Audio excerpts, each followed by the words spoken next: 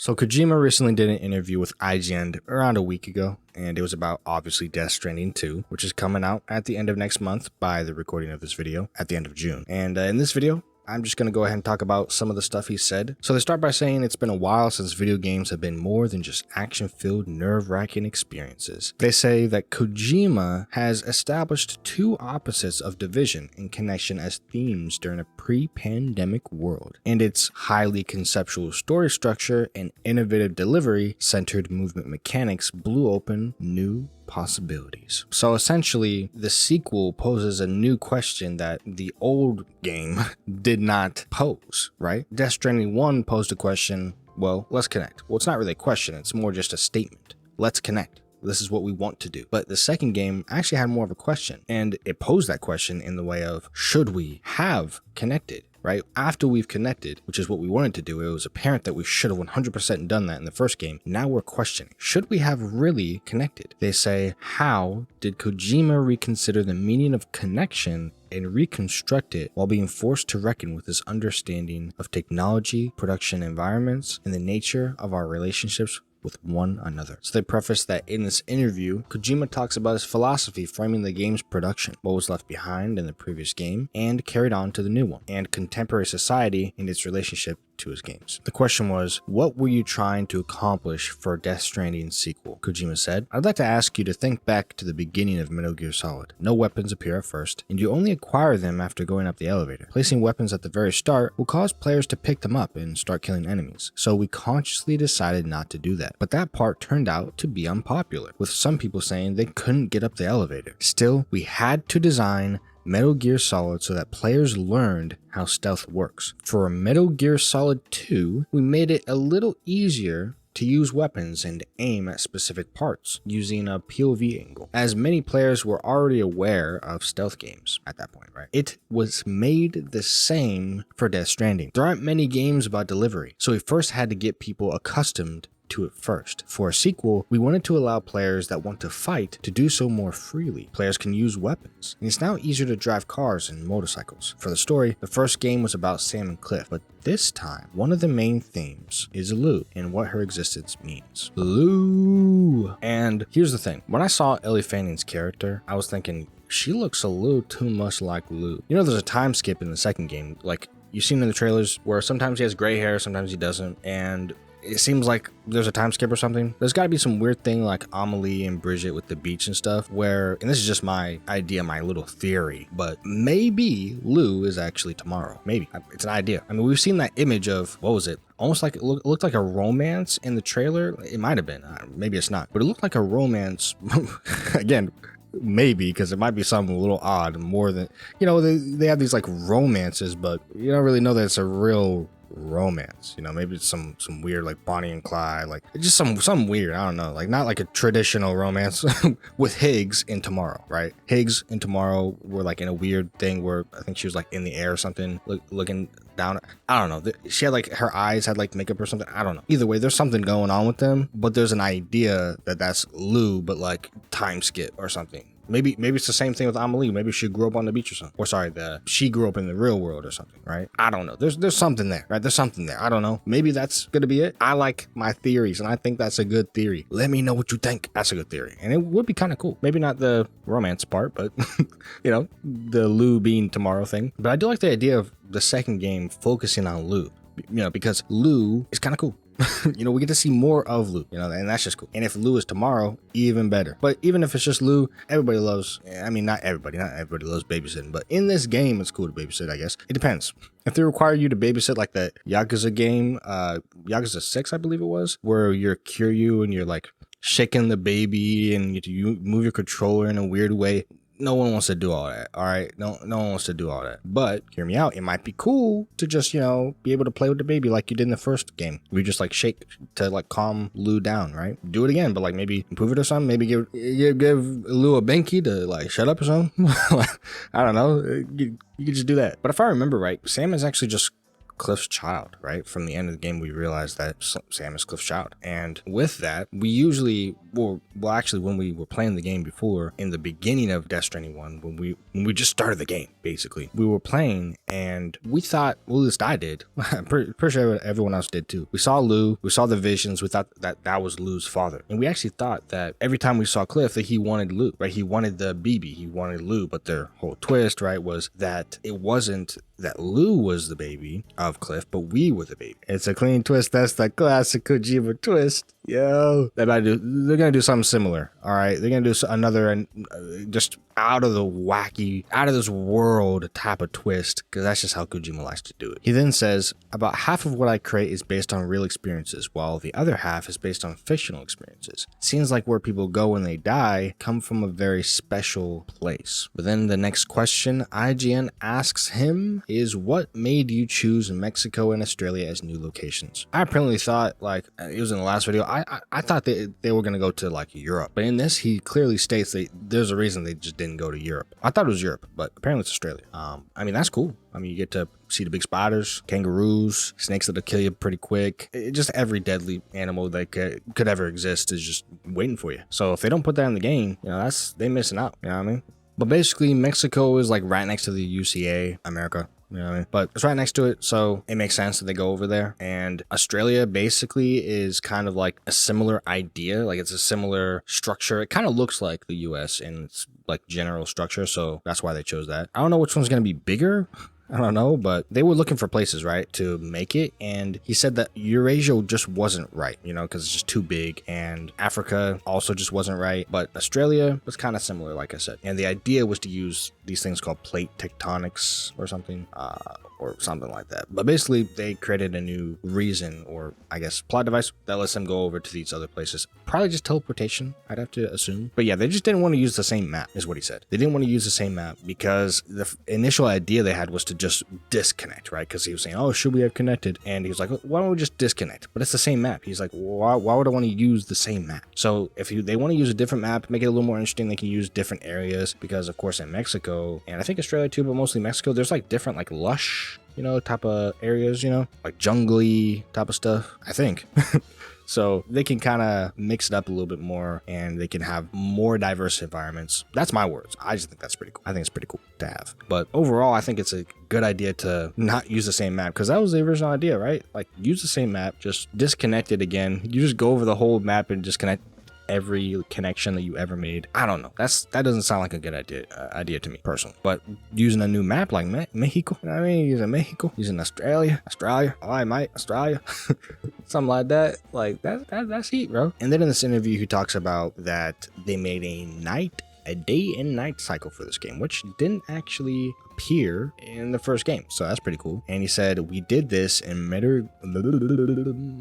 Metal Gear Solid 5, the Phantom Pain as well, but I wanted to properly include the passage of time in an open world. Gazing at the sky as the sun rises and sets is something that couldn't be done in the first game, in part due to engine related reasons, but it's been put into the sequel. So, and then he says that the night scenes were a little too dark at first, and they changed some stuff relating to the lighting, and they wanted to make stuff kind of looking like a movie, using like cutscene type of lighting and like backlighting in specific scenes. But he said it's a game, not a movie, right? Basically, the main thing being that there's some scenes that he would prefer you to play at a certain time of day because it makes sense, but it looks the best for his vision. But it's fine if you don't, right? I remember people talking about things that you can miss, so maybe you'll miss a certain type of way of seeing this scene, right? And I've even heard people talk about just different times, or at least one time in particular, where there's people who played the game for like pretty much half of the game, and they'll talk about this area where they just missed a whole like moment, a whole gameplay moment, cutscene, maybe it's a cutscene, but just a whole gameplay moment because they just didn't go a specific path. I think that existed in the first game too. Depends on where you go, if you take like shortcuts or something. But yeah, it's kind of the idea. There's a specific way that if you do play it that way, you can get kind of better reward. But it's sometimes hard to know exactly where, like what you're trying to really do, how we're really supposed to be playing it to get that cutscene or different gameplay element. But he did say you can change the time of the day, right? You want to go in the daytime, right? You can go to sleep in your bed in the game and then just wake up. Or you could do it in real life if you want to. But I mean, both would work. Go to sleep in the game, go to sleep in real life. Ain't no different. But yeah, you know what I mean? He said that he's not necessarily just simply pushing combat, but that the game is still fundamentally about cargo, right? It's about cargo delivery, but he's just saying the combat is more flexible. Players have the choice to take a detour around enemies or use a car or a motorcycle so as not to encounter them. But then he says that that means that we need new weapons, right? So he's saying it's getting a little bit like Metal Gear. He's getting a little bit, you know, more like Metal Gear. They even had the little reference in the trailer, a little more Metal Gear. People have been saying that in the studio apparently too, which I guess some people like if they like Metal Gear. I mean, I never played a Metal Gear game, so I don't know. I'm sure I would enjoy them if I played them, but yeah, I mean, makes sense.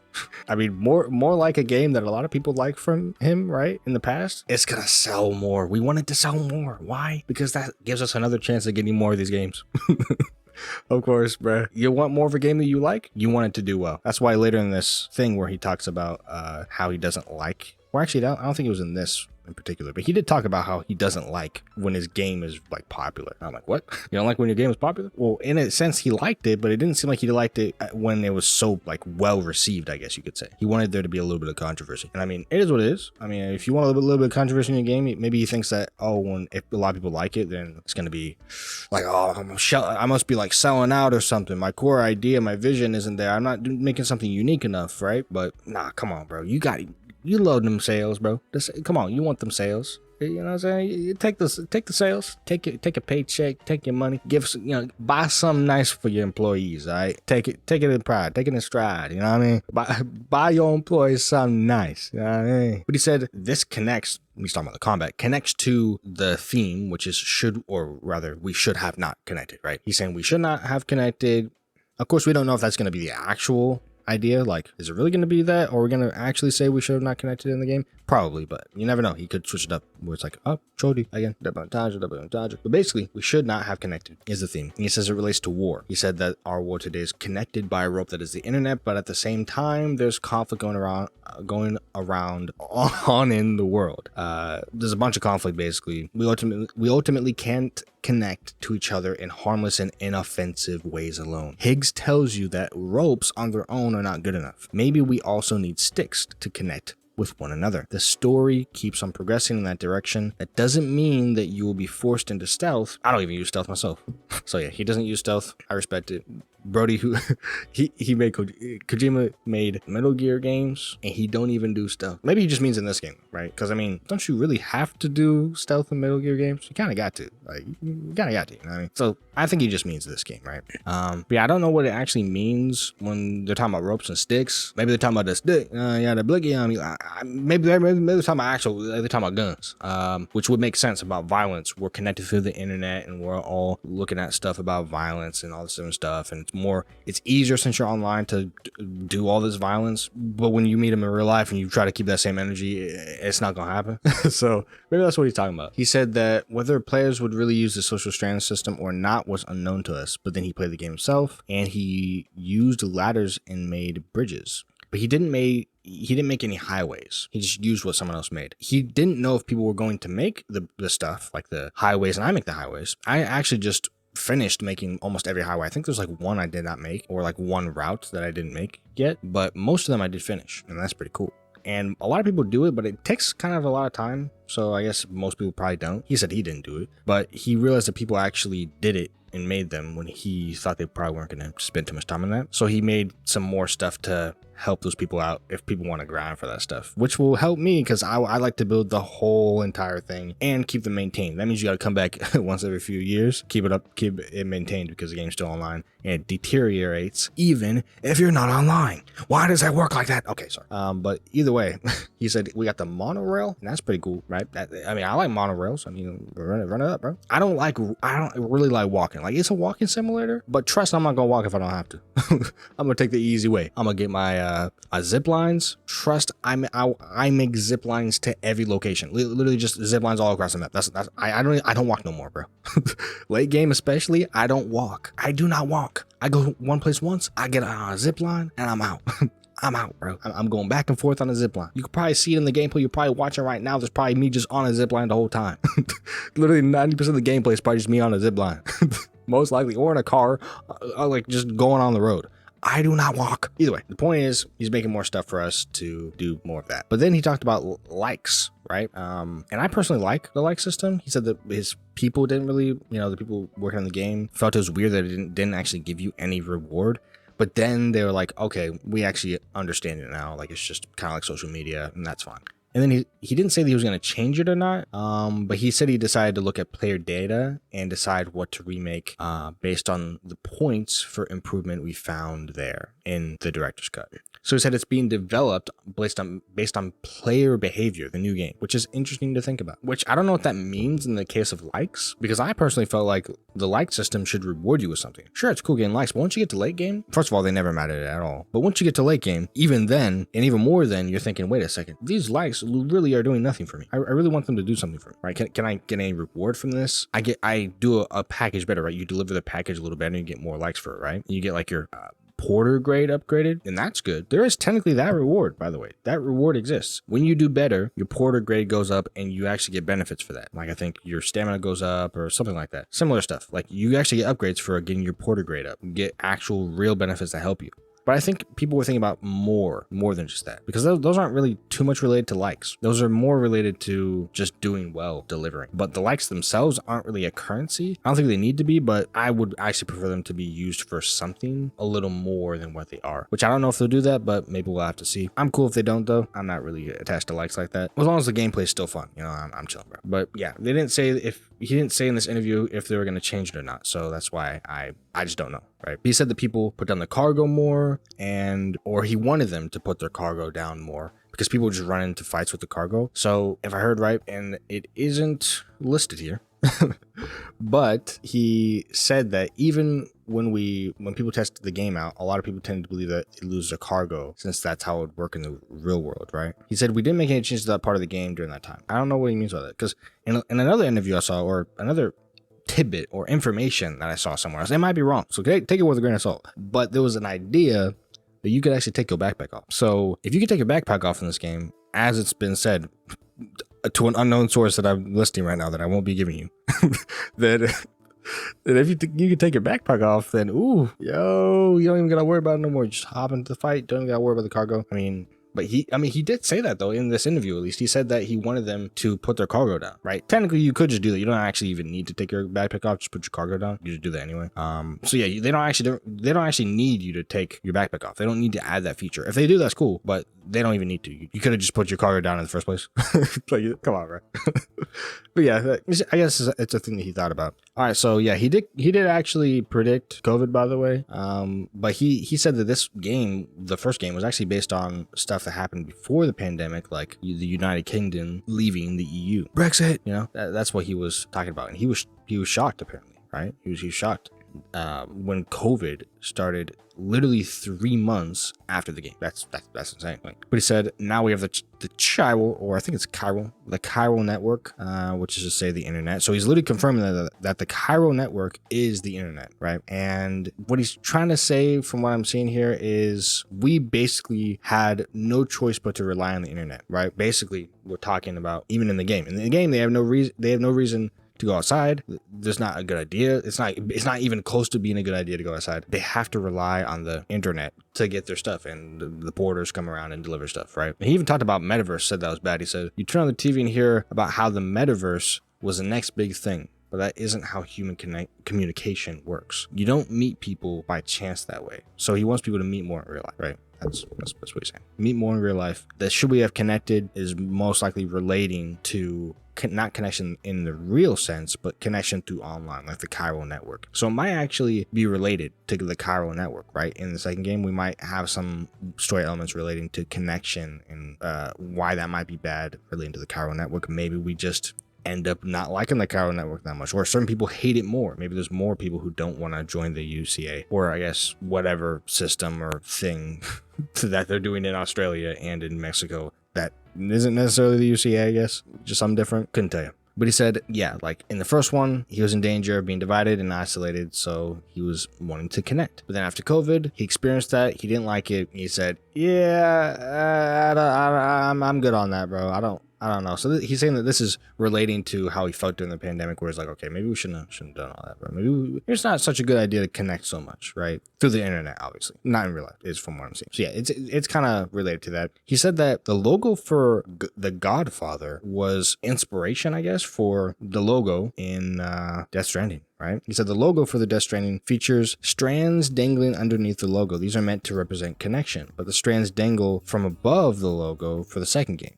He said it's kind of like the logo for The Godfather. So the new game is relating, kind of takes inspiration from that. He said this applies to the Doll Man too, and you'll find enemies dangling from strands if you go to the weapons factory as well.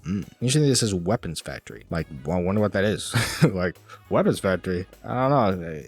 I guess you just get weapons there? I don't know what else they could be there. Yeah, but he says that as we show you in the opening, Fragile shows up when Sam and Lou are living together. And he said that was something he wrote while they were still making the previous game. So they've been making this game for a minute, but because of the pandemic, it's been a little difficult. And he said that since the game was made during the pandemic, the process took 4 to 5 years and it took a lot of work, right? A lot of different stuff. He said Lindsay Wagner, who played Amelie, is someone he loved since he was young, but younger staff member responsible for her data didn't know who she was. They said that as they saw her face each day, though they ended up becoming a fan.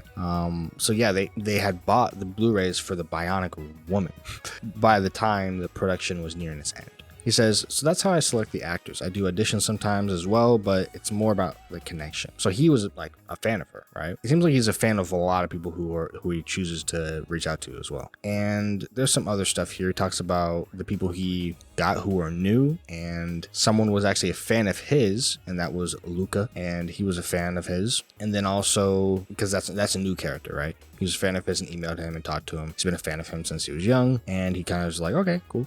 But he said that would have been like, they asked, are there any cast performances in Death Stranding 2 that you like in particular? He said that would have to be Neil and Lucy. And he says, I actually made a comment promoting Martin Eden, which he's in. When I did that, Luca emailed me in English himself, saying that he had been a fan of mine since he was young and that he'd read what I wrote. So yeah, he was a fan. He was a fan. He was a fan. He was a fan. Everyone's a fan of everyone in this case. You can see that. But he said that him and his wife actually stole the show. Like, they were like good and like good at like almost directing, trying to do everything themselves in a certain like scene or whatever. But he said that he and his wife, Alyssa, actually, with her being a film director as well as an actress, they were actually pushing them aside on certain stuff and doing it themselves. And he said that people were spellbound in his recording staff. His staff were spellbound by it, so they must have been doing good on that. He's glazing them, basically. He's glazing them. He talked about him just being introduced to Woodkid,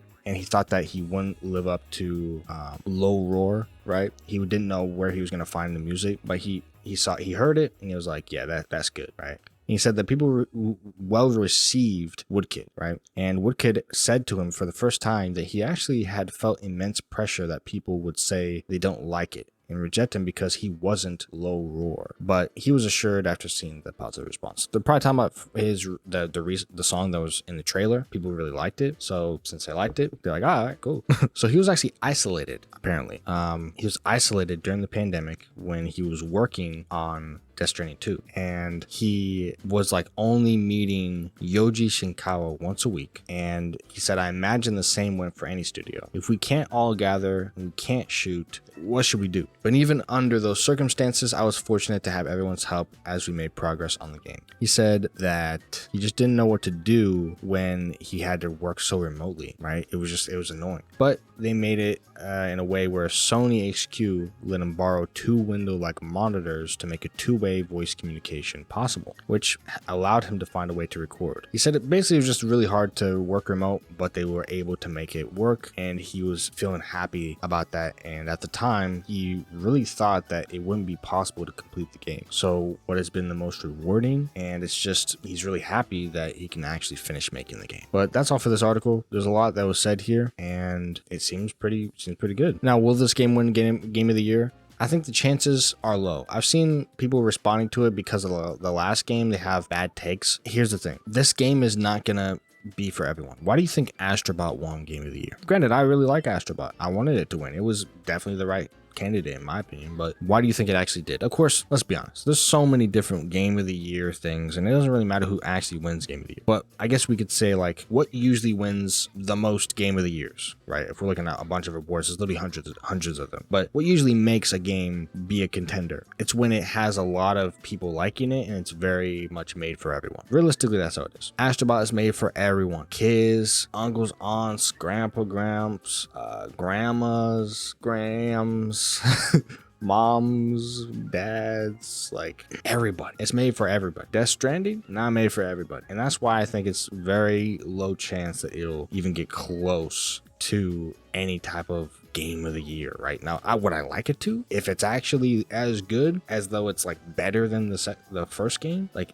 I already like the first game. I already like it. It's not my game of the year of that year in particular. Granted, I actually didn't play it that year, but I mean, I didn't play that game in 2019. I played it in like 2023, 2022, something like that. But either way, I think that the first game is really good, but I might like the second game. But I will always say this is an acquired taste. I recommend anyone to at least try it. Right, I recommend most people to at least try it, but I don't know that people who didn't like the first game are going to like the second. I think if you didn't like the first game, there's a good chance you're not gonna like the second, right? I think that's a very good chance. And the people who do like it are gonna like it. Maybe that's why he said, oh well, I don't want people to really like it too much because I want it to be, you know, like this, maybe not this thing that gets like tons of traction, but it's like an acquired taste. Like it's a thing that's like on the low key, it's underground, you know what I mean? And I kind of like that, you know. I think that's fine. You don't always have to make something that's like for the masses, and I think that's what he was saying, right? I don't think he meant overall that it's just not good to have people, you know, enjoy the game, but I guess even though I don't 100% agree, I do get his point of just like, yeah, I don't want it to be like some big critically acclaimed thing where everybody likes it. So yeah, I mean, I think it's fine. I just don't think it's going to be winning game of the year. I would love it to, right? But I gotta be realistic. All right? Will it be my game of the year? I don't know. I'd have to play it. You know what I mean? But for other people, maybe. And for the actual genuine like game of the year awards, which there's literally hundreds of them. There's hundreds of them that come out every year. I don't know. Maybe it'll win one of them. It doesn't really matter, to be honest. All that really matters is that it's your game of the year. But will it be my game of the year? I don't know. Remember, GOTY is coming out too. We also have, that's about it. I don't think there's anything else I'm excited for this year. I'm gonna be completely honest with you. Just these two games. I've just been playing Rivals, bro. I don't know any other games that are coming out this year. I mean, there's Expedition 33 or something. I have to play that game, right? That could be game of the year. I don't know. Split Fiction. I'm not gonna be playing that one because I don't have no one to play with. So I'm gonna go ahead and be missing out on that one. But but it might be cool. Again, we're talking about my personal game of the year, right? Like what I would genuinely think is my game of the year, not the awards, because like I said, there's hundreds of them. But my personal one, of the games I played this year, I think Death Stranding will probably be up there because let's be honest, I'm not gonna play too many games. That's why game of the year awards are so weird too, because like the game of the year, it's like, okay, well, most people don't have the money to play every game of that year. So how are they going to decide which is the game of the year? The last game of the year awards, I didn't even play all the games in most of the categories. I didn't play Black Myth, which was one of the top runners in the game of the year last year. Of all the game of the year runners, like we're going to be the game of the year for that year, I believe it was Infinite Wealth was there, but I might be wrong. But I might be wrong on that. But if it was, then yeah, I did play Infinite Wealth. I played Astrobot. I played Balatro. I didn't think Balatro was game of the year. I thought Astrobot was game of the year, and I didn't even play those other games. I didn't play Metaphor to know if it was good enough to be game of the year. If I played it, maybe it would have been game of the year. I like similar games to that, I guess. I didn't play Black Myth Wukong, like I said.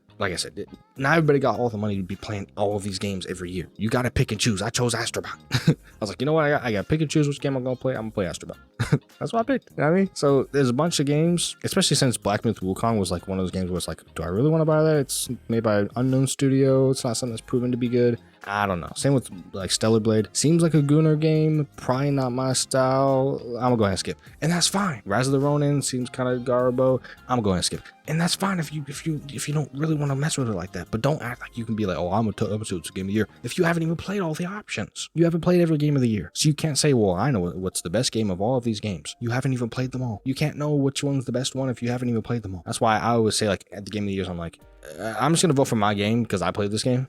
But these other games, they might be good. Granted, they might even be better than the game that I like, but I didn't play them, so that's not my game of the year because I didn't play that game. That's why it's your game of the year, not the game of the year. It's about your game of the year. My game of the year is the games that I played. And it's gonna be between the games that I played that year. Which one is the game of the year? Sometimes it's a game that I played that year that didn't even it wasn't even released that year, and it's my game of the year. The game was released like decades ago, and I'm like, well, this is my game of the year. It didn't even come out this year, but it's my game of the year. It's just whatever you play that year, that's your game of the year. If it's your favorite game of that year that you played, that's your game of the year. So would this game be the game of the year for me? I don't know. You know, I'd have to compare it to the 0 other games I played this year, because all the games I've been playing are old games this year, pretty much. I didn't actually play any new games this year. No game that released recently. None of them. I have not played any of them. I've been playing God of War. That's an old game. I've been playing Judgment. Like, I don't know, Rivals maybe, but that's not that new. I don't know. People just, there's not enough games. Or sorry, that's not wrong. That's not right. There's too many games. There's too many games to a sense where there's not enough there's too many games and not enough time going around, basically. There's too many games and not enough time to really play them all. And not enough money to play them all either for most people. Even if you did have the money to play them, to buy them all, you still wouldn't have time to play them. So that's why a lot of people are playing older games, because they still haven't played them yet. Like that game that came out 3 years ago, I ain't even got around to it because I'm playing other games that were released 5 years ago. And then by the time I played and finished those, a whole nother row of games have came out for the next year. By the time you get to Black Myth Wukong that came out the last year, it's about to be 2 years from now. By the time you get to whatever game, it could be Expedition, any new games that come out. It could be, what is it, Helldivers, or it could be any game, literally any. What is it, Space Marine? That game came out recently. It could be any of those. Notice I'm saying recently because to me it's still recent. All these games are recent. Oh, but it's a new year, and these are the new recent games. No, Halo 3 is still recent to me. Halo 3 is still recent to me. It's still recent. Yeah. All right, watch my other videos. Yeah, like the video. See ya.